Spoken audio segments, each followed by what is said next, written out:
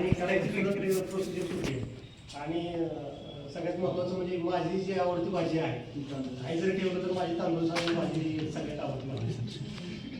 कारण ते लसूण वगैरे आहे ना, ते लसणाचं काम काय आहे, रक्त पातळ करणं आणि हृदयरोग कमी करणं. आणि तांदूळचं जे काम आहे पचन संस्था सुधारणं आणि डायरेक्ट रक्तामध्ये अवसाशन होतं त्याचं. आणि ही ब्लड सर्क्युलेशन जे आहे तांदूळच्यामुळं सुधारणा केली जाते. तर ही सगळ्यात चांगली भाजी आहे. त्याच्यानंतर राजगिरा. राजगिऱ्यामध्ये फायबर प्रोटीन जास्त आहे, पचन संस्था सुधारते. आपल्याला माहिती आहे राजगिरीचे लाडू वगैरे आपण खातो, कशासाठी खातो, त्यात मिलयुक्त आहे आणि फायबरयुक्त आहे आणि आपली पचन संस्था सुधारते. तर त्याच्यामुळे आपल्याला राजगिऱ्याचा उपयोग जो आहे तो आपल्या आहारामध्ये करणं गरजेचं आहे. त्याच्यानंतर चिगळ नावाची अत्यंत दुर्लक्षित भाजी आणि कुठेही उगवणार आणि गरीब लोक जे आहेत खेळगाव तर ते चिगळ घेऊन येतात किंवा या रानभाज्या घेऊन येतात.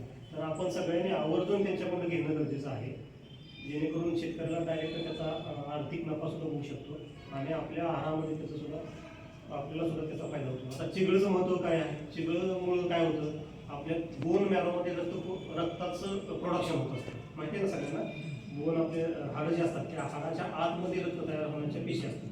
तर त्या रक्त होणाऱ्या पेशीचं जे काय स्टिम्युलेशन आहे तर ही चिगळची भाजी करत असते. तर हे बऱ्याच जणांना माहीत नाही. तर चिगळची भाजी सुद्धा आपल्या आहारामध्ये आठवड्याला, महिन्याला, 15 दिवसाला किंवा वर्षाला असणं गरजेचं आहे. आणि ही इझिली अवेलेबल होणारी आणि सगळ्यात स्वस्त भाजी आहे. बरोबर आहे का? ढिगाळूनच मिळते, स्वस्त असते. त्याच्यानंतर घोळ नावाची एक भाजी आहे, तिथं पुढच्या बाजूला ठेवली.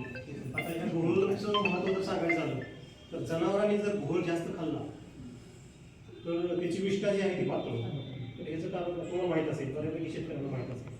याचं कारण काय आहे? पोट साफ होण्यासाठी जे आहे त्या घोळाचं महत्त्व खूप चांगलं महत्त्व आहे. आणि म्हणतात ना, एक आठवड्यामध्ये एकदा तरी घोळीची भाजी खाली खावी, हे आयुर्वेदिक डॉक्टर सांगतात. तर हे पोट साफ किंवा पचन संस्था रेग्युलराईज होण्यासाठी, तर हे जर बद्धकोष्ठता कमी होण्यासाठी, पोट साफ होण्यासाठी ह्या भाजीचं घोळाचं महत्त्व चांगलं आहे. त्याच्यानंतर आंबाडीची भाजी. आंबाडीची भाजी, आता आंबाडीमध्ये आपलं फायबर पण 10% जास्त असतं.